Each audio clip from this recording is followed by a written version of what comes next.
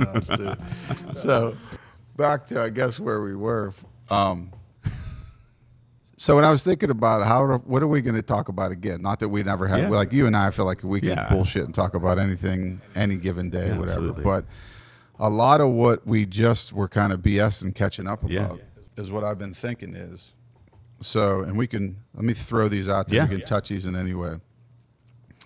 Being an entrepreneur and all the bullshit and craziness that happens, right? Because it's a constant struggle. 100%. I think that's why we do these things, and we're talking, and what David does, what you do on yours. Do you, not you, but all of us, how many times a day, a week, a month, a year do we want to quit? And maybe when is the right time to quit, or is there ever a right time to quit? Okay.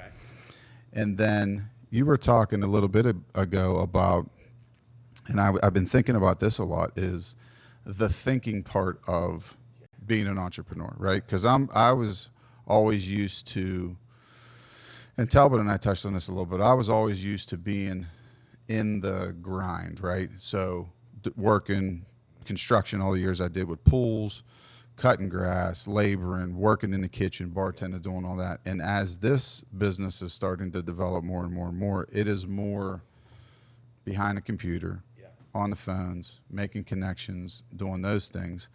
And my brain is so used to doing the physical side of things that it's mentally draining the business side of things, because sometimes you want to just like, I feel like I want to just like completely lose my mind, right? Because of the mental aspect of it. So I don't know in which ways we want to touch those things, but those are some things I've been thinking about. So. Yeah, and I think the last point is really important, right? Because I mean, entrepreneurship is just, it's an animal in and of itself, right? And we were just talking, before we started recording, I went to that event last week, and the one day I was just completely exhausted because I realized I was thinking for 14 hours, like engaged in really deep discussions, really trying to solve problems. And as an entrepreneur, as you grow a business, I think that's something you have to evolve into, right? Because like when you started, right, you're just in the grind. You're in the thick of it. You're a technician. You're operating. And that's what I was a year ago with my law firm, right? But now I've built a team of people. I have 6 people working with me.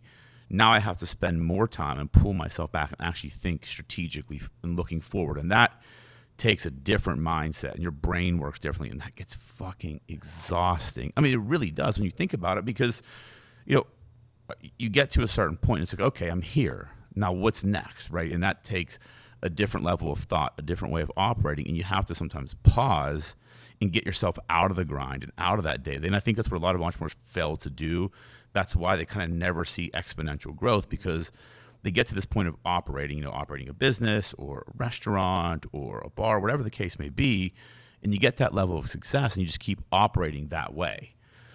What I've learned, you have to pull back and really start thinking differently, and that's hard for people to do. That's one of the most, in my opinion, probably the most exhausting thing about being an entrepreneur. And I'm finding that now, and I don't know if you've ever gone through this, but a couple of things come to mind, and not even mine, but like feelings that I have is guilt. Yeah. Like I'm not there doing it, or I should be there more doing it. And then it's the trust too. Yeah. You know what I mean? And then it's a good thing. Like when I was at the end of the 2026, I had a team that was there that I could trust. They were very good. Yeah. And we're building that here right now. Yeah. Like we're starting to put pieces together. But it's like that guilt thing, like if you're not in the trenches with your people, I think I've been so used to that. I don't know if it's a sports thing or whatever, or whatever it is, but if you're not in the trenches like doing it, it's almost like a guilt, like I shouldn't be doing anything other than grinding out with the team that's there. Yeah, I mean, and that's a good point, because I think a lot of people struggle with that, right? I've struggled with that. There are, now I have, 2 other lawyers working with me, my assistant, marketing person, we just hired a new lawyer. There are days where I'm like, man, I'm giving these guys all this work to do. I should be in the trenches more. But I have to step back and realize that's not my role anymore, right? My role was in the trenches to build the foundation. Like I was the one digging and building the foundation and putting, the basement and the first floor of the business together. Now that I've kind of built that, now my job is different. My job is to be more strategic and say, how do we build second, third, fourth, fifth, 10 floors of the building, and not be in the trenches actually doing the actual work. So there is a level of guilt with it, but I've understood, or I've come to understand, that in order to get to that next level, I have to rid myself of that guilt and realize that my job is different. It's evolved. When you're starting that business, when you're in the trenches, that's one aspect of it. As you grow, that has to change, and that's how you grow as an entrepreneur. And I think as you grow as a business owner, you have to make that shift. It's hard to do because you're like me. We like to just operate, get in the mix, get in the grind, just do the work, and that's great. But at a certain point, as the business owner or the entrepreneur, you have to pull yourself back, take a bigger snapshot of the landscape to see, okay, because my people can only see the vision I create.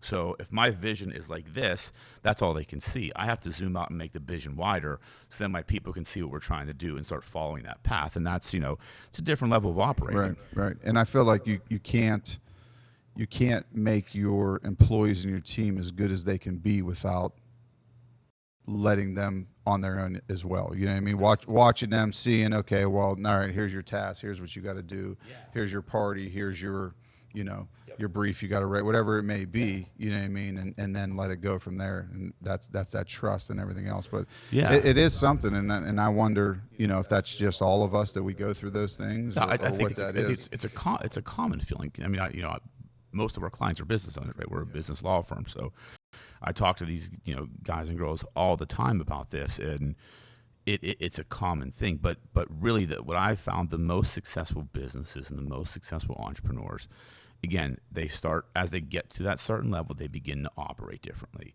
Like myself, I've had to do that. I have to trust my people. I have to let them carve their own path. I'm there to guide them and mentor them and lead them, but they've got to develop themselves, and I have to just empower them to do it. And I think and as an entrepreneur, we're control freaks, right? That's one of the biggest problems we have. I mean, you and I have talked about this in the past. I need to control the situation. However, to get to that next level, you have to let some of that go. I'm just learning to do that. I read a book called The CEO's Secret Weapon, and it's about how to effectively use your assistant. And I have an amazing assistant, Mia. She's fantastic and keeps our shit in order. Takes care of everything. But I realized that there were just certain things I was doing just because I couldn't let go of control. And she would even ask me or tell me she needs to do those things, and I just wasn't letting go. And now I've started to let go of more and more things, and a lot of our processes within our firm have become so efficient because I'm not doing them anymore. We've built out our entire. I'll give you an example. We have our workflow. When a client comes in the door, I used to send out the engagement letter, do the initial communication, then kind of assign the tasks and the matters. She handles all of that until every document comes in, then it comes to me. So I don't have to worry about all that intake stuff. I just get it when it's finally in, look at it, and assign it. It saves me probably 5 hours a week. Right. And it's just looking at things like that to grow your business. That's what you have to do. And it's just letting go of control and thinking differently. But it's a struggle we all have, man. Yeah. It really and is. it is. And it is something because, as it gets deeper into it and you start to put the pieces together, it's just something I struggle with, daily. And I think it's just, like you said, it's just part of that growth and part of what needs to be. And it's a shift in a thought of the physical work versus that mental work that needs to be put in. And then it's I've been going through this right now and I feel like there's a change in summer all the time. So with teaching, I have a strict schedule, right? I know what I got to get done. I have certain amount of time to get the other things done, and that's it. And then once summer rolls around, you go on vacation, you have a little bit extra time, the kids are playing ball, you're doing this, you're doing that, but you also have extra time to get things done. And whether you want to put it off, the grass is growing, you got to get this project done, that project done. But you don't put aside, like I haven't been putting aside that mental block to sit and get the office work done, get the calls done, get those, and you push it off the day to day. Next thing you know, our weekend rolls around, and it's time to go again. One thing that helped me, and I got out of the habit for what I've gotten back into it, is I'll actually schedule time, or I'll block time in my calendar just to think. So it's like I'll put a block in my calendar, it'll just say block, but I know that that's time for me. Like Mia won't schedule any calls or any meetings. It's just time for me to close my office door or sit back and think of, okay, what's the strategy we need to implement moving forward? And it's just giving yourself that time to not actually like do the phone calls or the emails, but actually think. Because we're moving so fast. When you're running businesses or multiple businesses, you're moving so fast. Like my days go by, like I work 7 days a week, but I don't feel like I work. I just own businesses and I operate them, which I love it. But if I don't pause or stop myself, 2 weeks will go by where I didn't take that time to actually think about the business. So I had to actually start scheduling it in my, like tomorrow I have an hour blocked off in the afternoon. Now, how often do you do that? I try and do it at least once a week to give myself an hour. Sometimes it's more, very rarely it's less than that. Sometimes I'll do it on the weekends, but I tend to be more effective during a work day for some reason. Like when I take that time to think, and I usually, like now that the kids are home and during the school year, like I get them on the bus. I don't get in the office like 8:30. Now I'm usually there by 7:15, 7:30. So before anybody else gets in, sometimes I'll take that 15, 20 minutes in the morning to just think about strategy, take down some notes of things I want to implement moving forward. I'm always trying to look, 6 to 12 months ahead. Here's where we're going, but where do we want to go next year and the year after that? And what things we need to put in place. And it's a good habit to get into for any business owner. Just take that time, but you have to force yourself. You have to pause, and for me, I have to put it in my calendar. Or I won't do it. Yeah. Now we talked about this a little bit last time that we tried to do this podcast, right? The real episode. The original, this is the second original. Episode. But you talked about how you. I'm pretty sure I'm saying this right. How you block your day and your schedule out, right? Yeah. So, well, how do you? So that's evolves, right? But it's evolved over time. But I try and like in the afternoons when I do the calls, right? So I know I'm more mentally focused to do the actual like difficult technical work in the mornings. So Mia knows that she usually schedules phone calls like new clients or just any calls I have to take between 2 and 5. That's the time where I'm kind of like, it's that lag in the afternoon where I don't need to be mentally sharp to do like the actual technical work I do. It's just having conversations with people. So I block my day like that. And then typically, throughout the week, I'll use Fridays as kind of my admin day.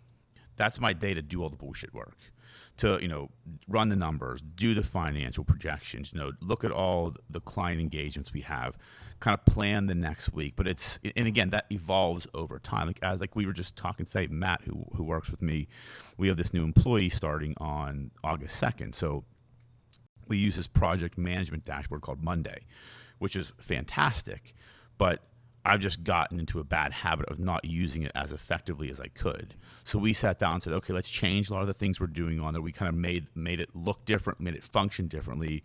So now we have a Monday morning meeting, like our whole staff. We meet on Monday mornings. We go through different things, but we're going to implement next week.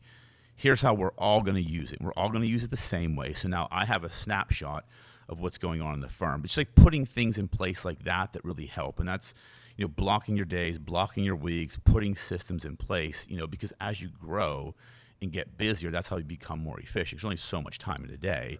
You got to start eliminating certain things that just take time. And that's, it's putting those systems in place and blocking out that schedule. And to me, I just know myself. Like I know how I work in the mornings compared to the afternoons and evenings, what days of the week, I typically try and do, if I'm going to do outside of the office meetings, I try and do them, Tuesday, Wednesday, Thursday.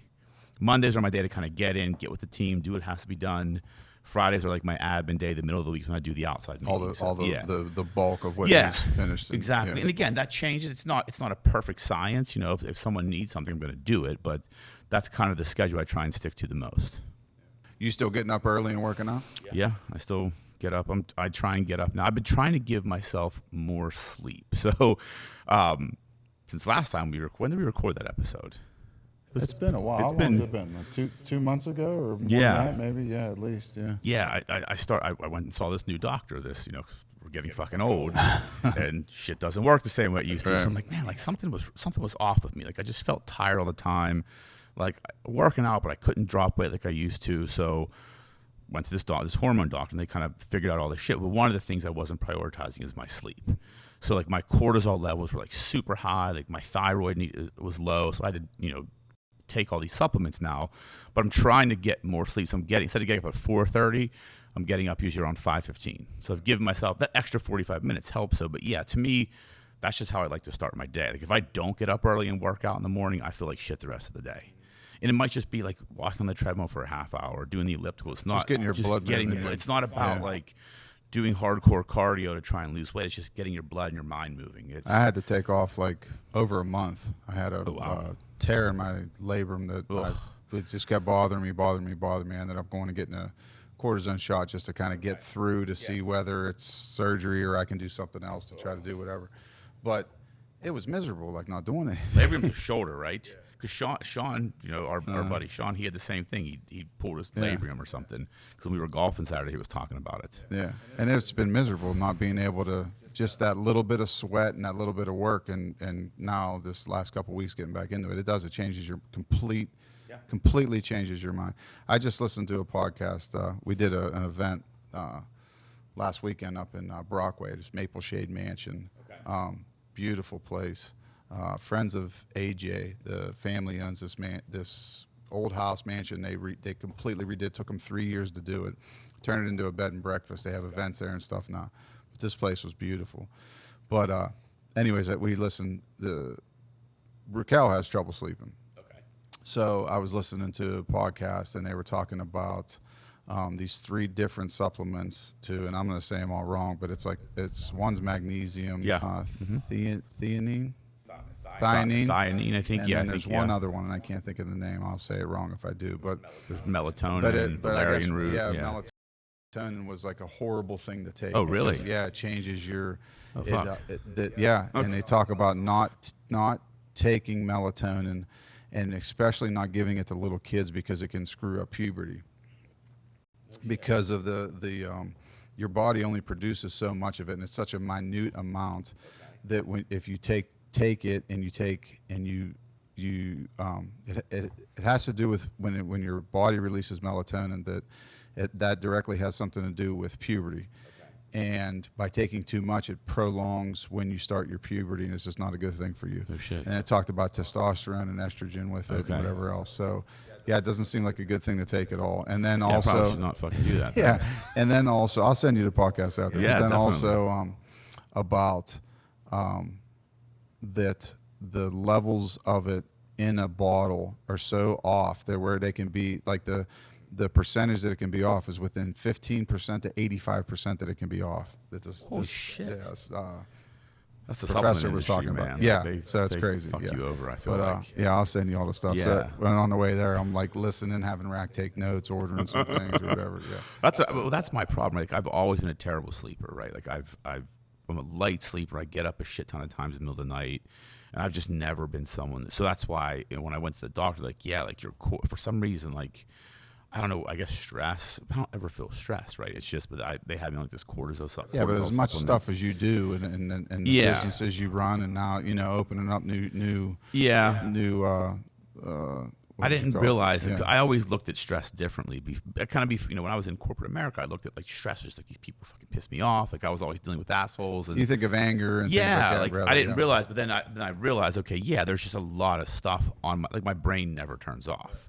So I'm trying to get back to the long answer to your question is I'm still getting up, and I'm trying to give myself a little bit more sleep. And even on the weekends, I used to set my alarm on the weekends and get up kind of the same time I did during the week. Now I just let my body naturally wake up. And I get up around 6:30. I do that too, and I think once you're so long into a pattern and into a groove, but sometimes your body just needs it. Yeah. And it shuts down. And it could be an extra hour. It could be, who knows how long. But or when you lay down and take a nap, like I don't really do that. But every now and again, like sometimes you just got to just shut it down and turn it off. You're out of gas, and you got to I do that in my office. I'll close my door, put my feet up on my desk, like 10-minute timer. Just cause it's not even about sleeping. It's just stopping yourself, and it's almost like meditation, right? It's like letting your brain just calm for a second. Like what I started doing now is I'll actually go outside and walk. Like for some reason, like today just was like one of those days where like just a bunch of bullshit I was dealing with in the morning, like just client stuff. And after I ate lunch, I'm like, I just have to go outside. I just went and walked for like 20 minutes just to kind of clear my head and get outside in the fresh air. I feel like that helps though too, because you like pull yourself out of that energy or Yeah. that negativity, and then you realize like, okay, I can just like you can breathe again, right? You're not suffocated, and then you can look at that problem, that situation, and actually look at it like internally and break it down and dissect it and say, okay, well maybe it wasn't that bad, or maybe exactly what I maybe did. it was me Yeah. that reacted incorrectly, or overreacted or something I shouldn't have, or said something that I shouldn't. I'm huge at that, whether it's home with my wife or with the kids or in a business, and you snap, and then you're like, oh shit, I shouldn't have, right? And then you have to kind of take that and self-evaluate. Okay, what did I do? Why did I say? What was the situation? What was the trigger? What happened? And then sit back and then say, okay, come back into it and just calm down. We had that problem. We salvaged everything and everything was okay. So we're trying to kind of pivot and shift slowly into turning this place into more of just like a rental venue. Yeah. We have a Jocelyn, who's a wonderful chef. We're building that team around it, right? And so we're open on the weekends, but what we want to do is kind of shift towards an event space, like a venue event space, be able to have bridal showers here, weddings eventually at some point, and dinners, know what we're coming in, and still cater to everybody, right? So we had our first real big one, right? It was a graduation party, and 150 people we did, and our space is so limited downstairs. Like, we're still running with a residential stove, you know what I mean? And we're we're trying to each week, each event, and just keep putting it back in to build this into something. And we kind of were a little bit outside of our comfort zone of what we were cooking, right? And it's time to put the food out, and you realize we don't have enough space, right? We can't. We're not going to really get this out with what we have to do. So next thing you know, I'm starting to snap. I'm getting ready to flip out on Raquel, and she don't have nothing to do with it. She's over the house, right? So, and thank God for her, because it come through. Like, calm me down, relax. It's not the end of the world. Everything's the end of the world, but it's not. And I think it has a little bit of that Italian like anger. We're cooking over there, we're cooking here, and the thing with like this business, behind the scenes, it looks like it's complete chaos. And I'm sure in any business, and yours too, right? Absolutely, Behind the scenes, the key is not letting your client or your customer know how bad it really is. Exactly. Yeah. But at the end of the day, everybody was smiling, everyone's happy, it's all good to go. And then as I sat back and relaxed, and you start thinking about it, like, okay, it's not that bad, right? It got done. Yeah. It worked out. But you want to just... there was. You want to lose your mind and think this is it. That this is it. And that happens, like, it happens often as an entrepreneur, right? And I've learned those ways to calm myself down. Today was one of those days where I just had to go outside. I walked and I cleared my head, and I posted something on Instagram earlier. I was listening to something, I can't remember what it was, but it said, good. It said, stop worrying about the next phase, because I was thinking about like, well, fuck, like there's this and I got to do this and this. I said, stop worrying about the next phase of your life, because where you are right now is where you were looking forward to being. And I like stopped myself, and I'm like, yeah, that's exactly right. Like a year ago, I had no idea I'd be where I am. Like, this is where I was trying to get to. And I'm like, holy shit, I'm here. And I had to literally take that step back and be very thankful in the moment for the problem I was facing, right? Because the problem I was facing is because we have this whole other company that's grown substantially, and I'm cleaning up a mess, but I didn't have that mess a year ago to clean up. And it's like, now I have this, and it's just a totally different world, and I had to just change the perspective a little bit. And getting outside, leaving the office, getting in the fresh air, walking, sweating, obviously it's freaking hot, and I just sweat all the time. Not probably unlike it isn't here right now. Right. But yeah, exactly. It's okay. I'm dealing with it. I just have a little rag in my hand that you can't quite see. But yeah, it's sometimes just getting ourselves to calm down, because I say it to my clients all the time, and sometimes I have to take my own advice. Every problem is solvable. You just have to find the solution. Like, there's nothing that happens in any business that we do that we can't find a solution to. We just have to actually find the solution. People just give up too early. If it gets a little bit hard, or a little bit uncomfortable, there's like, fuck it, I can't do it. And they move on to the next thing. It's like, well, Yeah, no, it's not I how it always works. try to tell myself that too, and say that to say it out loud too. Is if someone else did this, Yeah. Right. there's no reason I can't. Exactly. Right, but it's just figuring out how to do it. Right, and whether it's physical, mental, a combination of both, or getting the right people around you. There's no reason that it can't be figured out. It's just a matter of, well, are you willing to do it, and how can you do it? And that's the question. And look, some people aren't, right? And some people just aren't cut out to be entrepreneurs. Like I think people have this romanticized view of what entrepreneurship is. It fucking sucks. Like, let's be real. It's hard. It's stressful. I know that I have 5 people that I have to pay their salaries before I get paid. That's a responsibility I've taken on. I used to be a solo lawyer and it was just me and I was good. Like, I did what I wanted. Now I have these people I'm responsible for. I have, expenses. I have 400 clients that I'm responsible for. It's stressful. I wouldn't change it for anything. Like, I love being in. I love what I do, but people have this very romantic view of entrepreneurship and think, oh, you get to travel, you get to do all this cool shit. Like, I was in Milwaukee last week for this event, but I was also working 7 days a week. It's hard, and people don't see the behind the scenes. And when they do, that's when I think a lot of people realize whether they're cut out for it or not. Right, and it's stressful for everybody, your whole family. Absolutely. I mean, I know that there's times that Rack wants to kill me, right? Or I want to kill her for no me. reason. Yeah. And it's like, why are you so upset? Like, you have to learn how to not bring that stuff home. But it's it's hard not to, because it's ingrained, right? And I get that question sometimes too. Is like, well, you teach, your wife teaches, why do all this for whatever else? And I really don't know any other way what I would do. Yeah. Like, if I didn't do this, if I didn't try to build this business, I can't see just waking up and just hanging out all day in a garden. I mean, I can, but I really can't. Like, I feel like even if this stopped, I would try to do something else. And I don't know what that is, but I think that some people just, it's either in you or it isn't. Exactly. It's not something that you really just, that you just say one day, oh, I'm going to do this, and then just grind that out.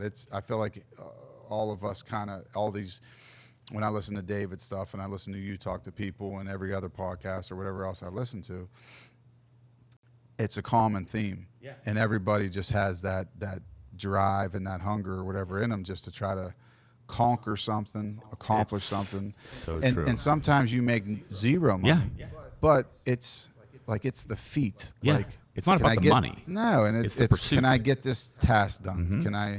Can I do this? And sometimes, I think about it all the time, like, is it worth it? Yeah. The time, the energy that goes into it, and all the stuff that goes into it. But you have those, you get those bits of when you win, right? When you win that day, or you win that battle, or that whether it's a party or you succeed in accomplishing something or taking that next step. It's like, it's the closest thing I ever had back to being into sports or whatever else. It's just that you get that rush, and it's like, okay, well, that's why I do this. Yeah, you're cut a certain way. And one thing so last week I was at this event in Milwaukee for the business coach I work with. He put on it was called ManFest.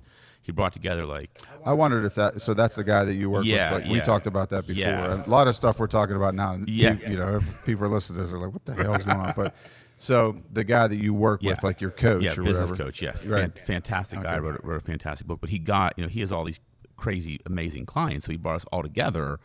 There was, I think, 13 of us total at this 2-day event. And it was really just to, one, we got really into like what it's about being a man, right? Because society now, like, there's this whole toxic masculinity, and we kind of got into this whole like how to step up as leaders and be men. But what I learned with a lot of, all these guys are either CEOs, they own their own company. The collective net worth in that room had to be close to $1 billion. Like, it was, and I was, one of the youngest guys there, and just getting the opportunity to sit in this room and listen and talk to these guys for 2 days. I learned one thing. I learned, we all have the same problems. Every one of those guys, the guys that have run multi-million-dollar companies, made a ton of money, they all doubt themselves. They all feel like they have the imposter syndrome. They all have this uncertainty every single day. But what I learned, and I posted about this last week, was the one common theme we all have is we have this relentless drive to succeed. No matter what it is, no matter what we're facing, it's just you have to be relentless. And you just, no matter what you're going to go through, you're willing to put in the work to get to the result. And that's what I learned, because that doubt doesn't go, like these guys were, running companies for 30 years. It came from, the one guy that was there, he started as an assistant, like a mailroom assistant. Now he's the CEO of this, multi-million-dollar foundry company. He's quitting at the end of the year to be an artist. Like, he's made enough money, he's pursuing his passion. But what I learned is, even to this day, he still doubts himself every single day. We all doubt ourselves.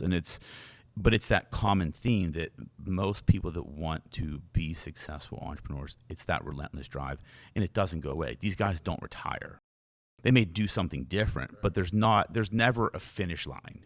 It's just you're constantly moving the goalpost, or the goalpost may change, but there's no finish line. I think when people talk about retirement, I'm like, it's not me.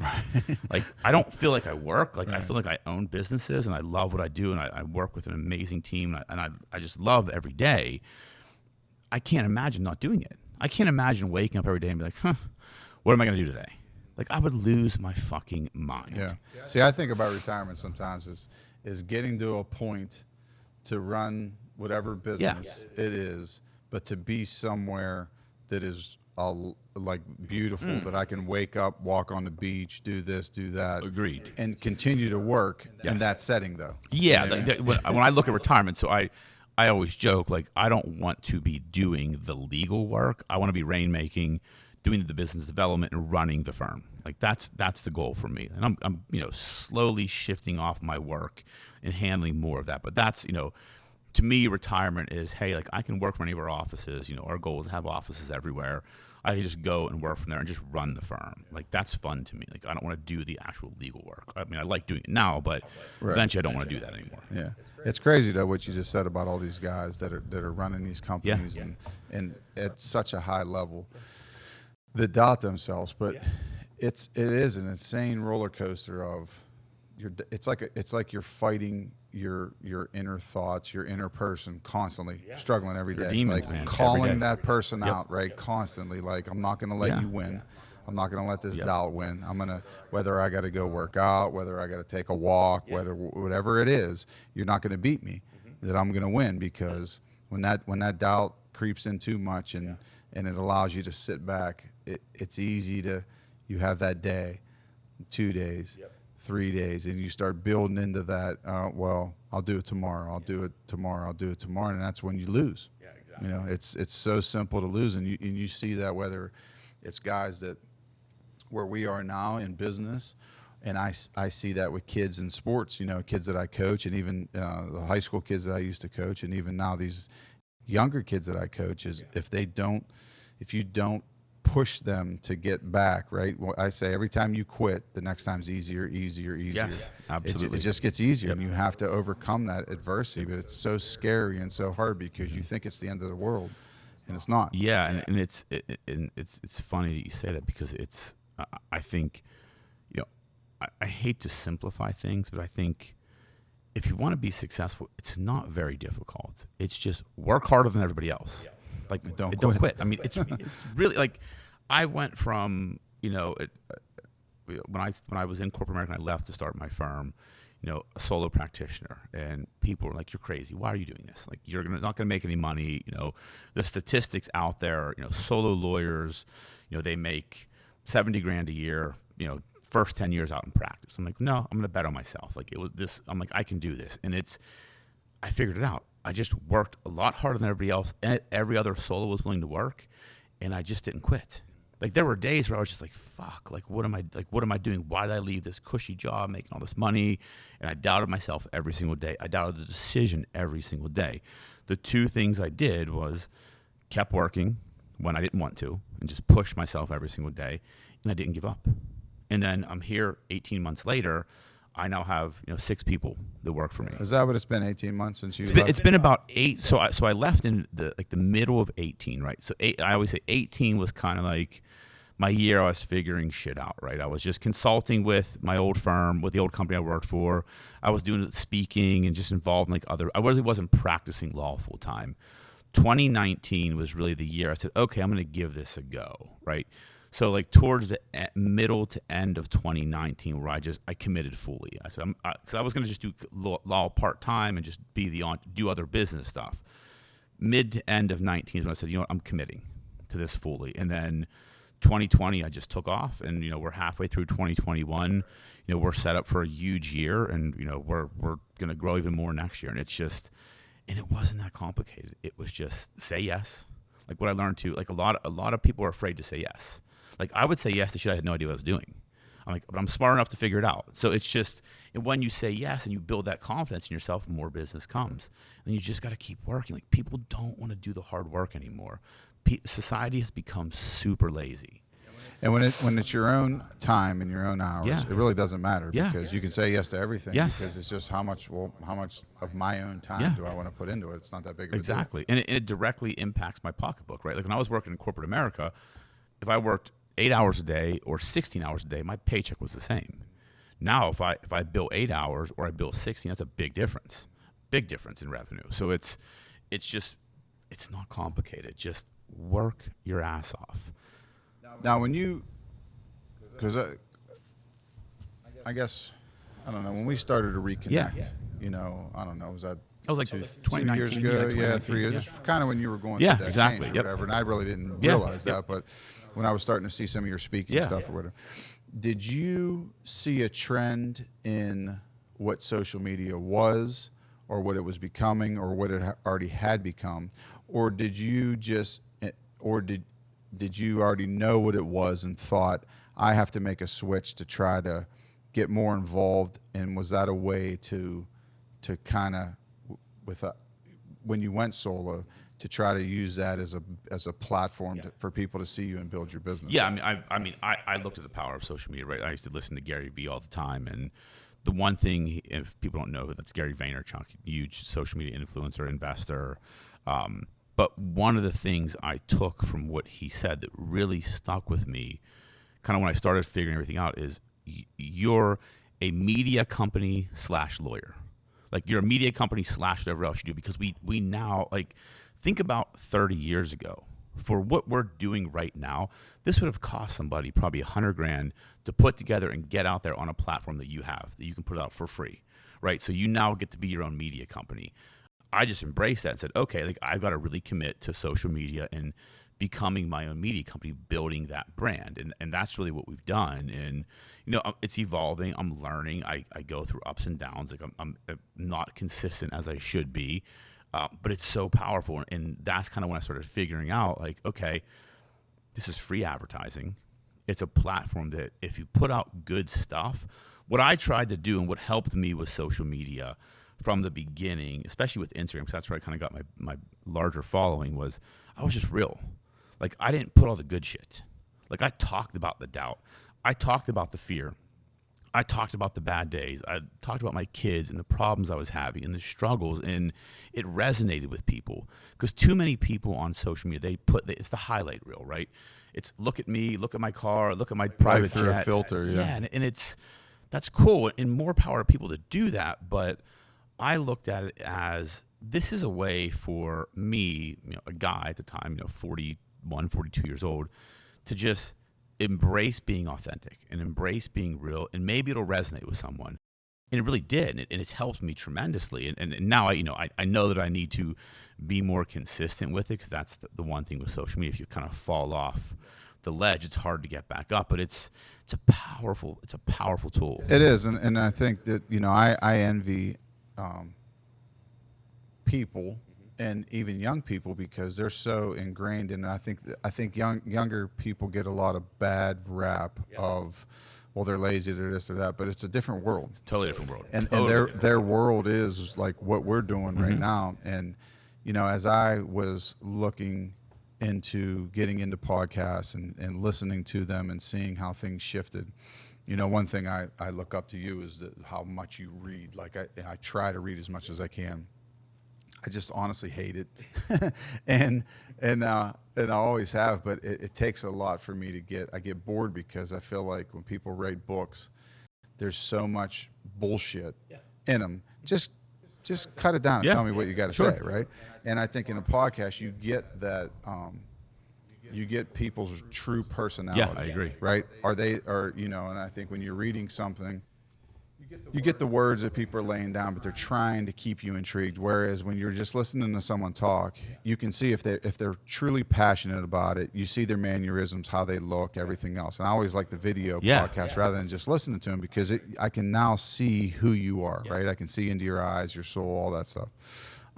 So as I got into that and started to see, like, listening to Gary Vee, listening to Joe Rogan, all those, the very popular ones that I think got everybody into it. But then you start seeing these young kids, it's just secondary for them. So as guys, us that were in our 40s and even when I started listening to that, late 30s and early 40s, and now you're pushing, it's like, okay, it's weird that you're trying to get into a young person's game. Yeah. Oh, yeah, right? absolutely. And you're trying to get into that, a little bit of that wave and that momentum of, well, it's a little bit weird, but you have to do it because it's for your business. Well, yeah, right? I mean, and there's really no other way to do it. You have to be involved. You have to try to put the right stuff out. But it is very difficult to put yourself that far out there, very uncomfortable. But like you said, when I start seeing people that I knew, you in particular, that really just being passionate about who they are, how screwed up everything is, then you start realizing, everybody's in the same boat. Yeah, exactly. And it's comforting to see that you just don't see the fake, because I know when I start listening to or watching a podcast, it's you can tell right away whether it's like, they're just trying to put it out there. Yes, exactly. Right? Or it's too made up. Like I tell my daughter all the time, she watches stuff, YouTube videos, whatever, like, that's not real, right? Those people are just just putting that on to get you to watch it. Yeah, I know, Dad. I'm like, all right, just so you know. But I have to tell you. Yeah, that, but it's the truth. I mean, and that's the problem, I think, and that's why I think to be successful at least in my opinion, to be successful on social media, in podcasts, people just have to get very comfortable being themselves.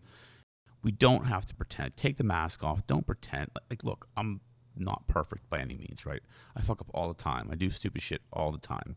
I'm just honest about it. I try to be honest about it, right? And I think when people look at certain people that have achieved a certain level of success, right? Like you and I've got to a certain level in our lives, and they think it's been easy or we have it easy. I think when you put out there the struggles we have, then it makes us more relatable, because one, it's us being real and us being honest with ourselves and with other people. And I think it makes people want to see you succeed. Because I think where social media goes wrong is when the people, especially a lot of the younger generation, they just put on all the fake stuff. Then it becomes about hate and envy and jealousy, where I look at people that when they share their struggles, like, I want them to win.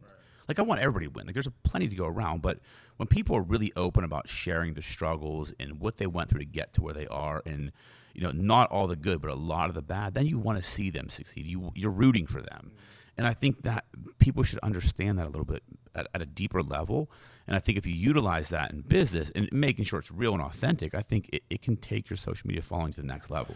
Right, and that's the key, when it's real and exactly. authentic. It can't be fake. It can't be manufactured. No, when you're taking care of your clients, you're taking care of your business, your workers, your employees, everything that deeply involved in it, and that's the thing. Like, I don't know if it's a fault or what, but you tend to become family with the people that work for you. You know what I mean? Like Jocelyn got married Sunday, and last night she had a little cookout, but we were there. You know what I mean? She told us, hey, come up, bring the kids, and App had a bunch of cheer and basketball going on, but we went up, and it's like, you only know, I've only known her for, not very long, but you become family. And I think that's, you have to, because when you have something that fits that well, you know what I mean, and you find the right person, like last time we talked and we tried to do this, you had already been a couple months into trying to find your next client or your next lawyer to join your team. And like what you told me earlier, is you just did. And it took that long to find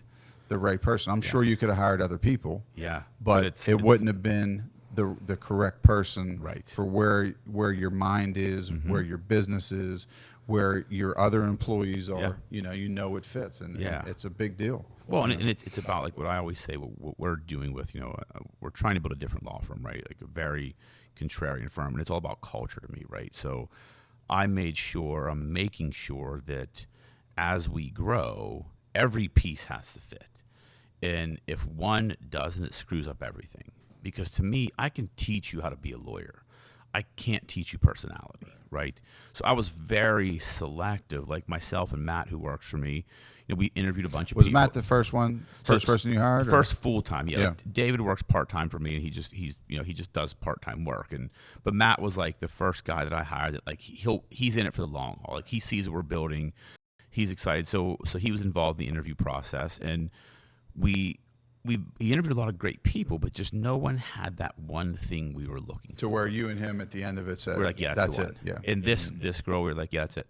Like she just had this drive. Like, when I sat down with her, and I said, where do you, what do you want to do over the next 3 years? She's like, I want to learn as much as I can and build my empire. I'm like, fuck yeah, welcome to the team. Like it was just kind of, I knew then, because that's how I think, right? It's constant learning, constant evolving, and how do we get bigger and bigger and bigger? And Matt's the same way. So we're building this team, and that's so important, that culture, because we are a family, right? I have to trust everybody I work with.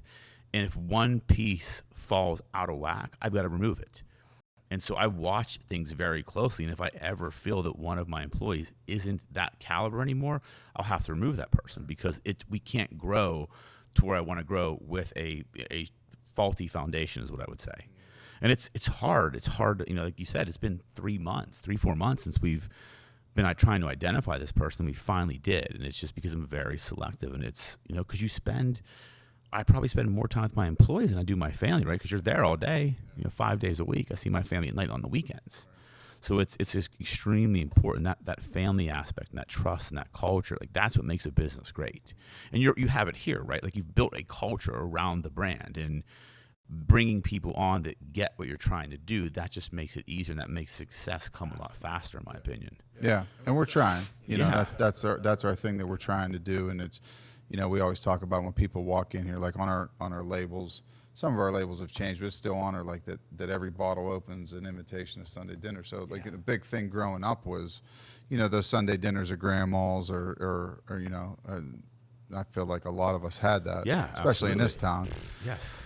But that's the thing, is making people feel so comfortable. And that's the one thing about this, like the business I'm in. But I say the business I'm in, but I feel like it's any business, whether it's making your client feel comfortable as a lawyer, or if you're in the restaurant business, or we're in the wine business and we're doing events and whatever else. But that person has to be like that you're taking care of them.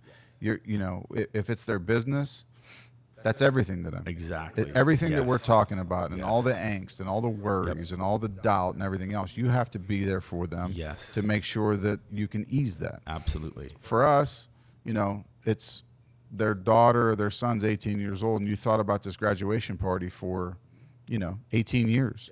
And are we going to screw it up for you? Yeah. Right? It's a lot of pressure. It's a lot. And but you have to make sure that each one of those things are handled correctly. Each one of those things are handled with, that all the details are taken care of, and that everybody it's a memorable thing, or that can now, when that person turns the page and they wake up the next day, or it's the next chapter of their life, they can think back and have that, or what that was. Or in your case, that business can be successful, and they can look back and say, well, hey, Rocco steered us in the right direction, or he did this, or he did that, to make it work right. And I love that, because I tell all of my employees, I say, look, we have hundreds of clients, and they may come to us, and we may see the problems. Oh, this is easy, but to them, it's the one and the biggest thing going on in their life right now. We have to make them feel that it's that important to us, and it has to be, right. We have to treat all of our clients like they are the only client. And that's just what I've ingrained in myself, what I'm ingraining in my employees. And that's what I think has made us successful as a firm, and why we get so many referrals from their clients, because we just take the time with people. Like most lawyers don't do that. Like I spoke to a woman, yesterday. She's an entertainment client. Like she has like a movie deal she's working on. And I spoke to her once before, and she wanted me to look at this contract. And I just looked at it quickly and had a 20-minute phone call with her, right? And at the end, I gave her some advice, and we talked a little bit. And at the end of it, she's like, what do I owe you? I'm like, God, don't worry about this one. And like, you would have thought like she saw the Pope. And she's like, oh my God. And then she's already told me she sent my name to 4 people. She sent me that email that I talked to her last night, emailed me this morning, said she already gave my name to 4 people. Just because I just was nice to her. And I took the time, didn't charge her. It wasn't about the money. It was about, can I help this person? And I think every business has to do that. Your clients are what make your business. Your customers are what make your business. We just had this conversation the other day. All in the marketing that David and those guys have been doing for us with Digital Blueprint we can see the results. Yeah, they're absolutely. happening. But and I guess it's in conjunction with that too. But when you can actually have the people in the doors, right, and they can have that experience, and then go tell people, there's still nothing as good as that. No, it's the best feeling in the world. It is, yeah. When they say, I'm going to let so and so know, and then you get a phone call from that, and it's like, well, okay, you left an impression and you left the right thing. Let me ask you this, in your line of business, because I don't know if it's the same with this or not. Do you ever tell somebody, I'm sorry, I just don't think I can help you. You're not a fit for us, client-wise? Yeah, I have. Well, and it's more so, I'm very brutally honest with people. I will tell them, you don't need to do that, or you're not ready to start a business. Like, that's a lot of times what I say. There's a lot of stuff I refer away to people because it's just like, and like for some litigation matters, right? I tell people, because we do some litigation. We don't have the team yet, and my hourly rate's just too high. So I tell people, look, it'll be more expensive to have me litigate it. Let me just refer you to someone. They're a better fit for you because I know what your budget is. My hourly rate, depending, is between $400 to $500. A litigator maybe $2. So it's a better fit for you. Like, that's a lot of the times. Other times where people come to me, and I said, can I be honest with you? And they'll say, I'm like, I don't think this is a good business. Like, I've seen if I've seen other ones like that haven't succeeded, I tell them, like, here's what I've seen in the past. Here's why it didn't work. You might want to rethink things. Or a lot of times people will come to me and they'll want to do everything all at once. Like, I want to start my company. I need these contracts. I want to file a trademark. I'm like, have you sold anything yet? Well, no, not yet. I'm like, well, let's not trademark anything yet because you don't even know if people are going to buy your shit.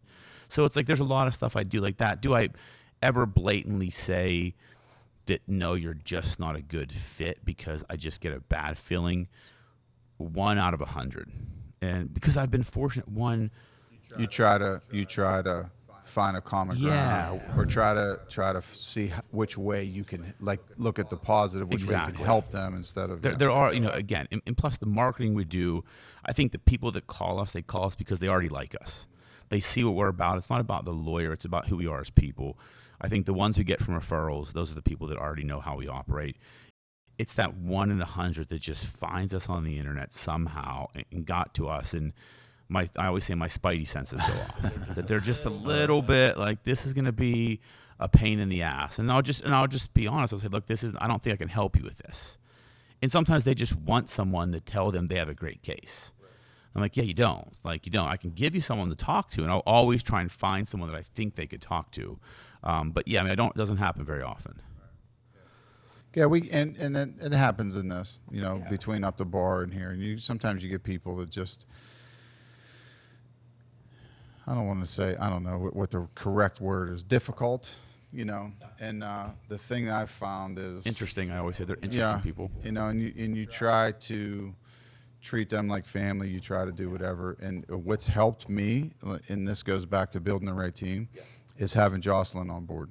Yeah. And she's been a godsend of just the way she talks to people and calms people down and finds that what they are really looking for and all that stuff. And it's good. Like when you can kind of, I'll say pass it off, but not in a bad way, but pass it off. Like, you're better at this than me. Yeah, like that's me. She's my gatekeeper. I always say, like, she can tell me, okay, she's like, I don't know about this one. She'll like, use your own judgment. Like, she's very honest, but she may, like, everybody that talks to her raves about her because she takes the time with people, and she's She makes them feel comfortable, and she makes them feel like they are in good hands. But every once in a while, she'll say, yeah, this is going to be an interesting one. That's usually her nice way of saying that this is going to be batshit crazy. And then I just want to have the call just to see what it's about. And then sometimes I'll be able to help the person because I'm the lawyer, right? I see it a little bit differently. But yeah, it helps having that person around to help. I mean, it really does substantially. So when you are, I'm picking your brain today. Yeah. When you are, we talked earlier about looking 6 months to 12 months, 18 months out, and you're planning ahead, right? And you're trying to look at building your business.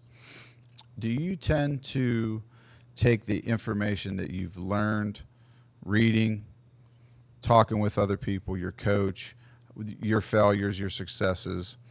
Do you talk with your team about things that you want to implement or do, or do you just roll them out and say, this is what we're going to do, this is how I think we should do things, and then lay them all out there first and then talk about them after? Or kind of have conversations, like you said, Matt's been there a little bit a while, kind of have those one-on-one conversations to see whether your ideas hold any traction or whatever, or do you just completely believe in yourself and just say, hey, here's what we're going to do, this is how we're going to start doing these next things? So does that make sense? That's a really good question. So both ways. So there are certain things that, I just know that will work, right? I'm just like, this is what we're doing. Like, we have to do it this way. And I'll give them the reasoning why. There are other things that I want their input on, right? Like when we implement new processes, I want their input. Like, because like we were just talking about this today, right? We were, Matt and I were talking about this new lead generation process we're going to use, kind of using LinkedIn and using this one software. And Mia is going to be involved in the process. And him and I were kind of putting together the process. I said, well, wait a minute, let's wait till Thursday to talk to Mia to get her feedback because she's going to be engaged in this process. It's got to work for her. You and I think it works. But if she's the one involved in doing the actual process, it's got to work for her too. So there are things like that like from a process or tactical standpoint, I get their input on. From a vision standpoint, like that's me, right? Like I'm like, here's where we're going. And it's funny because Matt and I just had this conversation last week because he jokes that when I interviewed him, right, this was in last September. He's almost been there a year. It'll be October. He left a big firm to come work for me, and he told me the story. He said, when we sat down and talked, you had said your vision for the firm was, you'd like to get it to like 3 to 6 like kick-ass lawyers. He's like, that would be good. He's like, then, he's like, we worked here a couple months. He's like, then that number, went from like 5 to 10 good lawyers.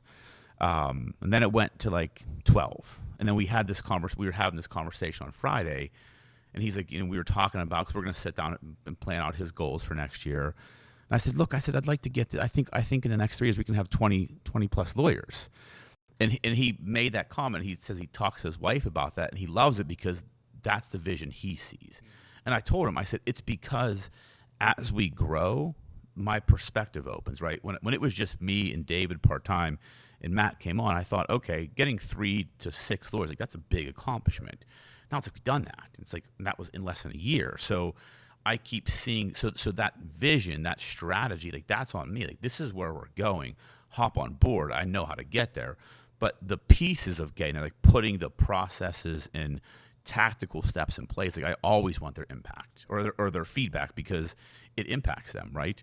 If I think something's going to work, but none of them believe it or think it will, then we've got to have that discussion. Yeah, because you can only think like the processes thing. I agree with exactly what you're saying because I tend to feel like I did the same thing, but it's the process part. Like you think, okay, well, you can only think it through so much without actually doing it, and then it's okay. Well, is this going to work? And then you sit down and have that conversation. All right, well, this is what I want to do. Boom, boom, boom, boom, boom. All right, well, then you get that feedback. That part's not going to work because this is how we do things. And when it's busy, we do things like this. So there's no way that's going to work. Exactly. All right, well, let's adapt that. Let's change that, and let's fix that. And that's, that again, that's having the right team in place and being humble enough as the business owner to realize say, I don't know what I'm doing all the time. Right. Like we have our practice management software where I remember a meeting we had a couple weeks ago where Matt and I had talked about putting this whole process in place, and Mia reminded us, she's like, hey, we have this whole system that we fucking pay for that does all this stuff that you assholes are trying to do outside the system. Right. And Yeah, and we're recreate like, something. Yeah, okay, makes sense. But she, she had to remind us of that, and she, she's confident enough in herself, which I love, to tell me, yeah, like that's dumb. It's just the diligence of actually using it and making it work for you. Exactly. Yeah. So it's definitely, as a business owner, I think you have to be willing to get feedback from people and to get their input, because they're part of the team. They're part of the process, right? They're part of the growth, and I only see it from my perspective, right? Like I'm a big picture thinker. Like I don't always get into the details, where Matt may be more of a detail-oriented person. So he'll say, well, wait a minute, what about this, and this? I'm like, yeah, completely forgot about that. So I look at it, I know there are certain things that I'm just going to say, this is what we're doing, but there's a lot of things where I'm like, what do you guys think we should do? And it's a balancing act all the time. So the one thing, and this is along the same lines, but the one thing that I've been trying to do on here is behind the scenes. Obviously, I've married with 2 kids, and you are as well. Well, 3. And Drew's talked about that. Your oldest was old enough to. Well, he's not old enough to drink yet, but he's in he's college. old enough to. Yeah, That's when you're in college, you're old enough to. Wow, it's like you're a man now. This is weird. But is that whole idea of balancing family and balancing business, right?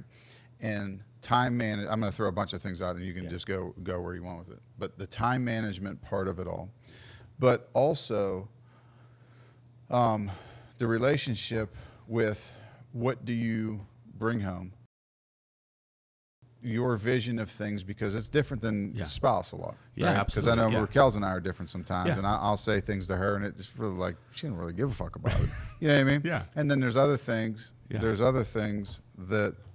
Did you hear that too? Yeah.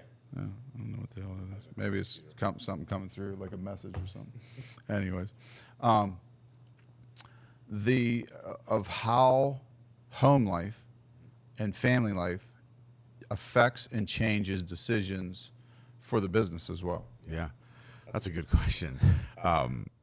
Wow. So I look at it, kind of taking a step back, right? When it comes to time management, I believe there is no such thing as work-life balance. It's a constant balancing act, but I'm never balanced. It's my job as a man, as the husband, as the father, as the business owner, to know when I'm too far one way or the other, when I'm too far involved in the business or too far removed from the business, and to kind of keep myself veering close to the middle. It's never perfect, right? But decisions, right? I look at the decisions I make impact everybody, my family, my employees' Your families. employees' families as well. So yeah. so every decision I make, all of that comes into consideration. Now, I know that, Laura, like she's always just trusted me. Like she's been my cheerleader. She trusts me. She doesn't question the decisions I make. And one, it's just because that's not how her mind works, right? She's a teacher. She has a different mindset. Like she just doesn't look at the world like I do. So I don't necessarily run everything by her. I just kind of do and let her know what's going on. When it comes to the decisions I make, like I look at it as I'm trying to be the example for my kids, right? Like, we grew up in Newcastle, right? We didn't see a lot of truly successful people. Like I don't remember growing up seeing like really successful people around. It was like you kind of grew up like we did here. Yeah, and I feel like when we grew up here, there was a couple of them, and you kind of saw what they did or whatever. But I was far removed from them. You didn't really have a really inside vision. I think we grew up the same way. Yeah. I agree with that. Yeah. And so I look at like what we've accomplished from just where we came from. Like I look at the decisions I make. I want them to be inspirational to my kids. I want my son and my daughters to know whatever they want in this world, they can accomplish if they just do the work, right? So that's kind of how I operate from a business standpoint. As far as like the time, it's impossible to manage your time. Like I always try to, I've been getting better at it, right? Like on the weekends, trying to spend more time with the kids. And, like when we went on vacation this year, like this was really the first vacation where I actually felt like a vacation because I have a team that could handle the shit while I was gone. So it was good. And you just shut it down. Yeah, it was. I mean, I still would check my emails in the morning and do a few hours in the morning, but once I was put my computer away, I was done. Like in the past, I never did that. So it was a completely freeing feeling. And I'm trying to, as I grow the business, build my life around the business, if that makes sense. It's like, okay, I'm going to do this, but I'm also going to make sure I go on vacation 3 or 4 times a year. Maybe they're smaller trips, maybe with Laura or with the kids, or we talk with about friends. that all the time. 2 days Yeah. or 3 days or whatever. Sometimes it's better than going away a full week or 10 days or whatever. Absolutely. Like you get in, you know what you need to do. You know you need to relax. I can be away for these 2 days. I can put all my attention into my children or my wife or whatever else it is, and be done. We went, like when we went to that event in Brockway, I made Rat come with me. Kids stayed with my parents for a couple days, but it was just a day and a half. It wasn't much, and about 2 hours. I mean, the drive up and the drive back are just relaxing, but the recharge part of it was when the event's over, everything, like we did the event, talked to everybody, was just sitting on the front porch, right? We have a porch at my house, 2 porches, but you don't ever really get to sit and enjoy it. It's different. We're away, it's raining, and just rocking on the porch and talking for an hour and a half. But it's like, okay, that's good. You kind of recharge, reconnect, regroup, and then I feel like what you said earlier about that walk. A lot of times, something like that calms your mind enough, right? When you really had a good time with your family and you can spend quality time, right? Not just time, but quality time. Difference. There's a difference. Huge right? difference. Yep. You can just be somewhere, but it doesn't mean it's quality, right? Everything's put away. It's just focused and it's relaxed. And when you can relax your body, that there's nothing else going on, then it's okay. I can enjoy this. Now it kind of recenters yourself to where you can think clearly about the business, the decisions you need to make. Maybe that thing that's been weighing on your mind, you can finally put it in the right spot to make the correct decision. And that's the important part. Like when we talk about this, building my life around my business, it's taking those moments and being able to go away, because to me, I know that helps me. Like I know when I go away for a week, like it's I love it, but it also stresses me out a little bit because I'm missing out on shit. I love the weekend. Like we're just talking about today, going to Vegas in September. My friend and his wife were going for their anniversary. We were just literally, I was at my parents' house before we came here. But that, like stuff like that, like going, because that one, it recharges you, it recenters you, and I always come back more focused. It's for some reason, like getting out of your environment, right, and just being completely free from everything, free from the attachments you have to the business. It allows you to kind of think differently. And I think my goal, and I've said this even over the next, like in 2022, like the end of this year and into 2022, I want to make sure, every month or two, I'm planning a day or two away. Because I know the benefit I get from it. It makes me such a better business owner and business person that I need to do it more often. It does. It helps. I feel like it helps you get a different perspective, like an outside view. Like I always say this is sometimes me at least, and I think this is other people, but you're so attached to it, right? You're attached, and mentally you're attached to it. Physically you're attached to it. Emotionally you're attached to it. Probably more than anything, it's the emotional part, right? You're so involved in everything that's happening. It's hard. You think you're making the right decisions, but until you can pull yourself out, that's what I go back to what you said, that walk, right? Until you can pull yourself out and really just put everything into perspective. And then say, okay, well, all right, how do I attack this problem? How do I attack it differently? Maybe I was missing something that you can sit back and look at that thing. It's extremely important, and I think I feel like as I get older, I learn new things about myself and about what I need. And I didn't think 2 years ago I didn't think I needed vacation like I do, or needed those breaks as much as I do. Now I'm realizing that to get to that next level, I need these things, because they're those recharge points. Right? It's like recharging your battery. Like you drain it so fast, and you recharge it a little bit every day when you go to sleep or when you take a break. But getting even a weekend away, like it just completely recharges things, and it gives you that different perspective. And it's something that I'm making a conscious effort to do more often. It's super important. It definitely does. Yeah. Like when you were saying that you went to that retreat with those other guys, right, and other business owners, and you see what they're going through and the struggles, and then possibly getting struck by lightning trying to golf, right? Which is that was Saturday, and we were the idiots that just kept golfing when it started pouring. Was that Hope Yeah, it was Hope Pagani. Pagani. Yeah, it was. Tell me about that, because I see you Yeah. have posted stuff about that. I see you talk with Eric on his show about it, but I don't know enough about what it actually is. Great. So Dr. Steve Green, like I met him a few years ago through a mutual friend. From Pittsburgh? Yeah, he's from Pittsburgh. He's a pediatrician. Okay. So fantastic. Just one of the greatest human beings I've ever met. And he went to Ghana like 30 years ago, I guess. And he just fell in love with the culture. So he started this charity where they go over there and they build schools. So they started doing, they were building wells for water because they don't have clean water. So they've done a ton of that. And they're starting, I think, their third school over there. So he has this golf outing every year where he raises money. And in the past years, I've been our firm's been the signature sponsor. And, this one he just had on Saturday raised the most money ever. I think he raised like $45,000. Oh, wow. Yeah, which is fantastic. And he's just one of those, when you meet like a certain human being, you're like, this person is just he has a positive outlook on everything. He's always in a good mood.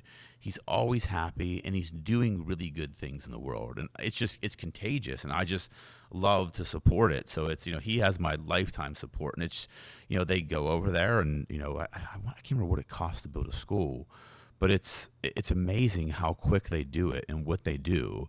And, anybody that wants to be involved next year, just let me know. 'Cause he's always looking. Well, I'll tell you what I'm going to do now that you're saying this about the school in Wells is I'm going to get you connected with Rack because so her mentor and her professor in Slippery Rock, Dr. Wookage, Richard Wookage, he started this, and I'm going to say it wrong, I should know by now, but it's through pottery. Okay. They built this filtration system through pottery, through clay pots. To where it's able to filter water. And he, IBK, so I'll show you his, this dude's like, I don't know, he's close to 7 foot tall, six some, he's huge. Okay. But he became like this master potter and builds these pots for people. And one, they're beautiful, but it actually helps these villages that are able to that have horrible water. It's able to filter the water. So, and Rack got involved. And IBK came over. I was still at George Washington. It was probably about 4 years ago now. Okay. Came and did like a little seminar at school. Okay. Through the school, did a talk. But they're still really involved in it. So that might be something, a connection there to where Absolutely. they can, get involved and help each other out because they raise a ton of money too and do a lot of good work. Yeah. It's just a great cause, and I'm happy to help him any way I can. And the golf outing is always a blast, even though I'm a shitty golfer. Yeah. It's just fun to go and outings are always good. Yeah, you only got to hit a couple balls. I said going because I was the worst. Sean, our buddy who grew up with, he came, and Matt, who works with me, and my other buddy Ed. They're all good golfers. I'm the worst of the bunch. I just said, as long as we play a couple of my balls all day, I'll be happy. And so we're on this par 4, and I hit like I'm a terrible. My drives suck, but I hit a really good one. I don't know. I can never know. I never know where my ball goes. Like I lose it every time. Like someone else got to watch it. I have terrible eyes. So we're looking around, and there's a ball on the green, and I don't know. I don't know where the fuck my ball is. And lo and behold, that's my ball on the green. So I don't know how I drove the green on a par 4. They claim I hit the cart path and it bounced. I'm like, cart path is in play. It's on the fucking green. Like, that was the best shot of the day. So I said, I'm going to retire from golf now.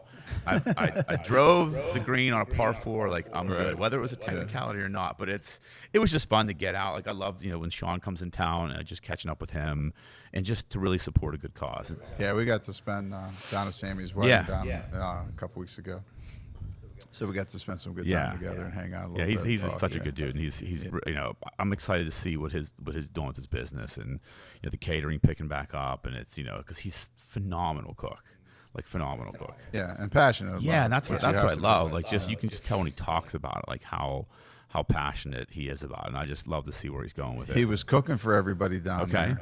But it was I ended up we had a trip planned that was like 12 days, 13 days. Okay. It was like 3 before, the week of, and then 3 after. Okay. And I was going, but then all this opened back. So we booked it all. It was during kind of like everything shut down. Who the hell knows what's going to happen? And then, all right, we're getting this rolling again. And I'm like, I started to get nervous. We had a couple events. We had things going on the weekend. And I'm like, back to that, like, not that I didn't trust anybody, but it's like, these are the first things we're doing after being shut down for a year and a half. Like, I don't know how I'm not there. So I ended up shortening my stay to like 5 days and ended up missing the day he was cooking for everybody. We do that sweater party every year, the ugly sweater party. So I told him, I said, you're going to cook for it this year. We're going to do it again this year. And he said, I'm just going to do tacos this year. I'm like, that's fine. Whatever you want to cook, I'm good with it. Well, that's what he was doing down there. He makes phenomenal ones. I loved it when he came here and did the lamb tacos. He's like, they've been made so much better now. I'm like, all right, cool, let's do it. So yeah, it was good. It's fun. Like that charity, that outing is a blast, and it's just I have to give him credit. Like he has built this charity from nothing, and it's kind of transitioning out of being a pediatrician. He's been doing it for 30 years. Just kind of doing it part-time now and really focusing on his charity. So kind of full-time into the charity. Yeah, I mean, he's still doing what he said is like he's got a great gig where he is, and the company he works for, they're kind of like letting him job share with other pediatricians. So he's working like 3 days a week and allowing him to take the trips when he wants to, which is fantastic. 'Cause he has such a passion for it. And I just think he's just getting started. Like I think next year he'll probably hit $100,000. Wow. Easily. 'Cause he's, how long has he been doing it? I think that was his third or fourth outing.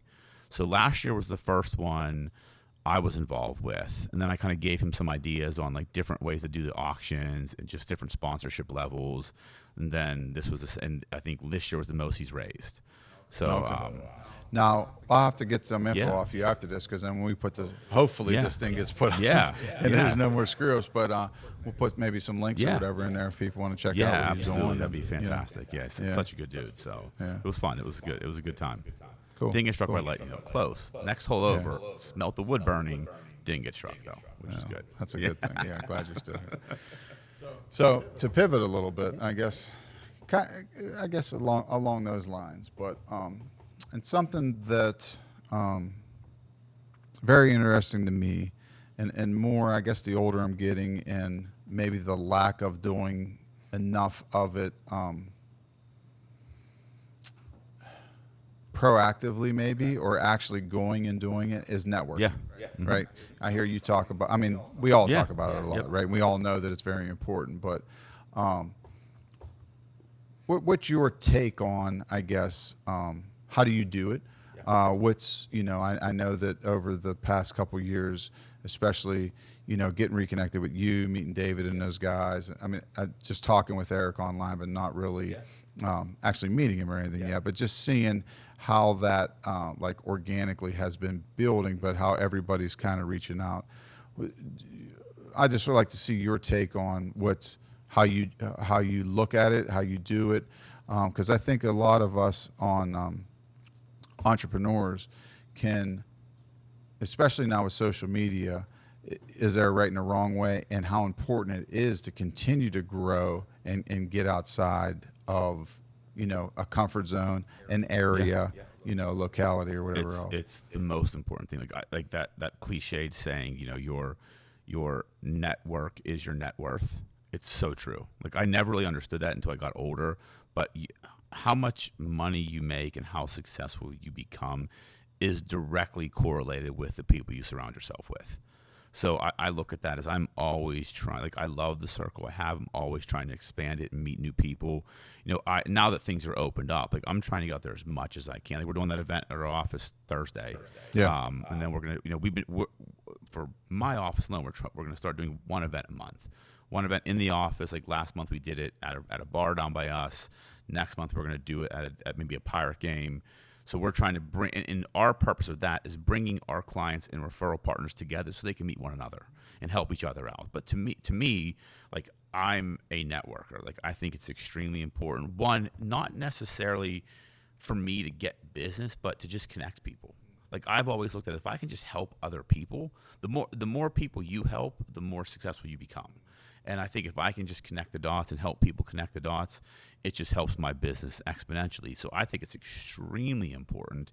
And yeah, there's networking on social media, but I'm a firm believer in in-person networking, trying to meet people outside of your comfort zone, outside of your area, meeting people from different professions, because I get involved in boards and doing things like that because just being around different people that think differently, like going to these events, like the one I went to in Milwaukee, like he's doing another one this one's kind of going to be every 6 months.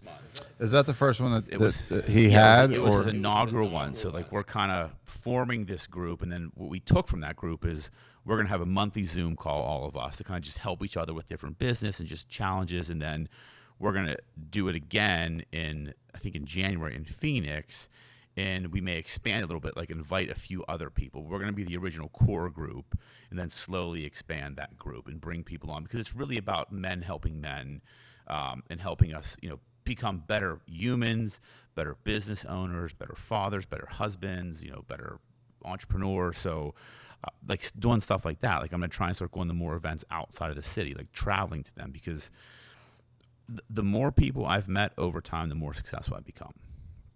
And I think it's probably the most important thing you can do as a business owner to be successful, is just network with the right people. Because I mean, think about when you surround yourself with people that aren't entrepreneurs or kind of just in their day-to-day lives, you're not inspired, right? They're talking about problems, they're complaining about shit. But when you're around people that are trying to do something, I walk away super inspired, super motivated, and it just changes my outlook. You're energized, Yes, like you want to. yes. Yeah, Like that's why like we do these events. Like I think we have a small group coming on Thursday. Like I think Eric's coming. It's like 5 or 6 people. We try and keep it to 10 people, including us. But the last one we had, we were there till 9:30, and we were just all talking business and it was fun. Like you left there energized, and it's just being around people that are all business owners, all trying to be successful, all trying to help one another out. Like, so I think it's extremely important, especially for younger people. If anybody younger is listening to this, coming out of school or getting into your career, network as much as you can. Try and meet as many people, and don't do it under the guise of trying to sell them something. Just what can you learn from someone?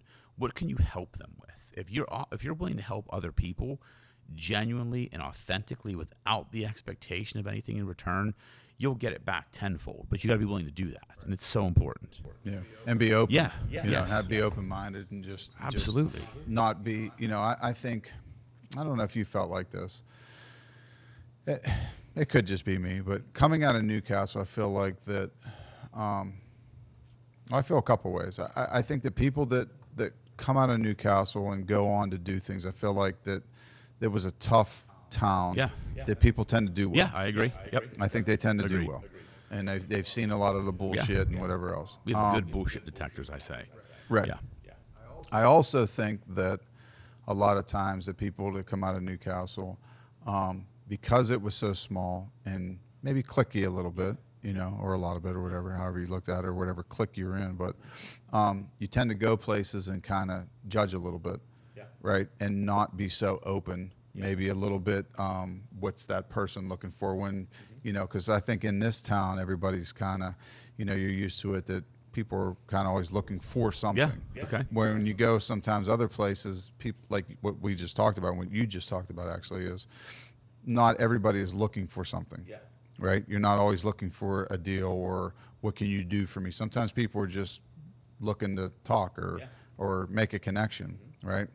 And at least for me, it took me a while to realize that it's okay to just kind of let that guard down, not always have, I think you always have to have your guard up somewhere. Yeah, sure. Right? To know what that is, right? That bullshit detector or whatever.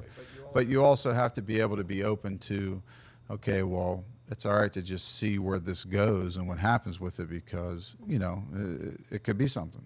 And that's that networking thing. And it took me, I think, a little bit of time to realize that, like, there's a difference between maybe going against, your family and your friends or whoever that you're loyal to in that, and then also expanding that group, that you're not leaving them aside or not putting them aside or anything else, but it's just there's something else out there. Or there's something around whatever corner, whatever door that opens, or whatever conversation that happens. Yeah, no, I agree with those two statements about Newcastle. I think what helped me is I went to college with none of my friends. So I think our graduating class, I was the only person that went to W&J. So I completely removed myself from Newcastle. No one from Newcastle went there. I had to immerse myself in a new culture, make new friends. So I just kind of opened up the world, and just said, okay, like I'm just going to be me, and that helped me network. 'Cause I had to network. I had to meet new people. I joined a fraternity, and that helped me tremendously at a young age. If I would have went to school where other of my friends went, I would have probably stayed in that same clique. We'd have probably done the same shit we did in high school, and I probably wouldn't have grown as fast as I did. And I think that helped me. So I agree. Like, coming out of this, like, I love where we grew up. Like, it made us who we are, right? We have good bullshit detectors. We don't take shit from people. I think we have this level of grittiness from a town like this. But it also, to your point, like, you're right. Like, there were a lot of cliques when we grew up, right? And I know, had I went to a school where a lot of the people I hung out with in high school went, I would have probably fell in that same trap. I just went a different way, and that just by nature, I had to do something different, and that helped me tremendously. I talk about with the kids I coach and stuff a lot too. Is you can come back. It's not a big deal. Yeah. Like, who cares? People want kids to come back that have fresh Yes. ideas, right? That can start business, can do whatever else, make whatever your town, not just here, anywhere, right? Yeah. But go away. Get somewhere, no matter how far it is, but get away a little bit, you never know who you're going to meet. It might be that one person you met in that one class, or that one time you said hello to somebody, or excuse me, right? You're not sure when that next conversation happens, to where that leads to. And the one thing I always tell my kids too, like you said, we grew up with cliques, and people were assholes when we grew up, and it was judgy, right? I try, and my son's done a very good job of it, and I tell my daughters, like, never judge anybody. Treat everybody with kindness. Whether you're in their friend group or not, you always treat people with dignity and respect, because you never know when you're going to need that person in life, or when you're going to be able to help them, or they're going to help you. And I said, if you start treating people like an asshole, that shit comes back to bite you. And luckily, like, my son's done a very good job of being respectful and kind to everybody, and my daughters are the same way. And I think that's something that we as parents, that's our responsibility. Because I think the generation coming up it can be scary at times. Like, I see some of the shit that goes on. It's scary as hell when I you see, teach them, like, you see what right, goes on. And you feel like you see the future, but then from where we grew up, then you think about what our parents. I mean, it's speeding. Yeah, absolutely. Right, and things that are happening are speeding up, and then it's scary to see. I'm sure your kids are like mine. They act a certain way in the house, and you got to hope that what you teach them in the house, that they know how to act the right way when they're outside. Yes, the house. Because that's scary. Well, what I always joke about. You can't say that. You can't do that. Like, that's not. But when you hear, I think it's the greatest compliment ever when you hear about, when you're not with your kids, and they're somewhere. And they're with, or saw somebody that and down the road you see that person. Oh, your son or your daughter was so respectful, or whatever, they said hello, or then you're just like, okay, well, at least something's sticking. Yeah, well, that's right? like, Gabe was always like that, and like with Melina, so I'll tell you a funny story.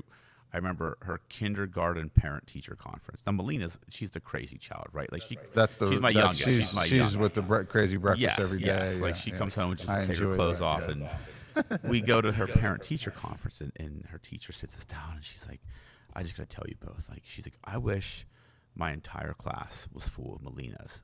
And I looked at her, and I'm like, you talk about Melina Cozza? Like, our daughter? Like, we're the Cozzas, right?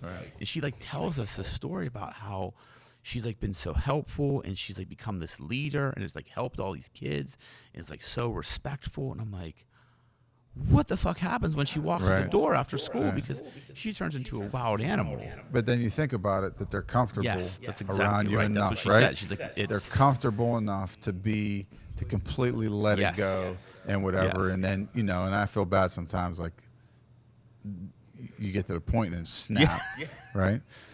And I keep saying snap. I don't know if anybody else out there is like me, but sorry. But you snap, right? And then it's like, whatever you got to say or do or this or that. And it's like, but they're just being themselves. Yeah.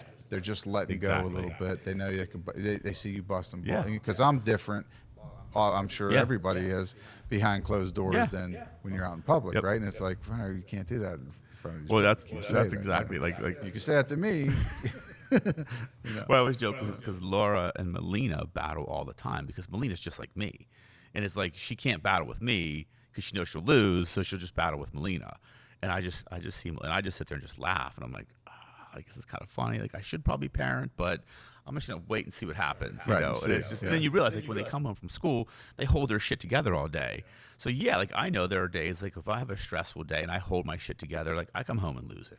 Right. So I'm like, I can't blame her. Or have a drink, Yeah, exactly. right? Or smoke a cigar, or go work exactly. out, right? Or do Yes. something. You can do those things, consciously, Yes. but yeah. Hers is just coming home, taking her clothes off, and doing whatever the fuck she wants. And I'm like, okay, here we are. So, but yeah, it's definitely interesting being a parent, man. It is, and being a parent and trying to build, to go to what was the new girl you hired? Her name's Lauren. Lauren, to build an empire, Yeah, right? yeah. And we're all trying to do that absolutely. on whatever level. And whatever that empire is, maybe that empire is, what Jeff Bezos did and he's flying outer space and everyone's pissed at him today. Or, just on our level that you're just trying to build an empire where you can take your family on vacation when you want and have a little bit of freedom like that, right? There's all, and I think that people do, and I think that's a natural thing, and I do too, that is there's all levels of what that success is, right? What is it, right? Do you have to have millions of dollars sitting in the bank? Or are you comfortable enough to where when you say, okay, well, we're going to go away for 2 days, you can do that? Yeah. It's objective or subjective, It is. excuse me. Subjective, yeah, and it is. And what level is it? And I always find it interesting to see and actually sit down, and that was a big thing of doing this, is talking with people, and everything looks one way on the outside, but then what is it really, right? And, to me, knowing what somebody makes or doing doesn't really matter. It's just, are you happy with what you're doing? Are you happy with that grind, right? Are you happy waking up having those problems? Because when you're not, when those problems become bigger than is it worth it, then it's probably time to stop or go to the next thing. Exactly. That's it. And it's how you define success. Like I always say, I define success as freedom. Being able to do what I want. It's not about money anymore. It's not about having the most stuff or I like nice things and I like to do shit, but to me it's about freedom, to be able to do what I want, when I want, and how I want to do it without having to answer to anybody. And I feel like I've gotten to that level somewhat. I'm not anywhere near where I want to be, but I fucking love the ride, man. Like I actually, so if people judge success based upon happiness, like I feel extremely happy doing what I'm doing, and I feel completely blessed to be where I am. It took a long time and a lot of work, but anybody can do it, man. If I can do it, anybody can do it. You just got to be willing to put in the work when no one's watching. That's the biggest thing I could tell people. Right. And I agree with that. Yeah. And I'm glad that we can continue to grow these things that we're doing together and experience these things together and grow our networks together and kind of continue to grow our emotional side, our mental side and everything else and see what happens. So, fun ride, man. Yeah, it's probably a good place to stop. But listen, thanks for running it back. It's my pleasure, man. Hopefully we can get this rolling again. If we have to run it back again, we'll blame somebody else. I keep looking over here because I didn't give him the props I should have, but my cousin Ryan DiCaprio is the one who's been putting this all together. That's awesome, man. Learning everything and on the go. So I appreciate him and you and everybody else that does this. Fantastic. And I'll see you Thursday. in 2 days, Thursday night. Cool. All right. Awesome, man. Cool. Thank you. Anytime, Thanks man. for listening.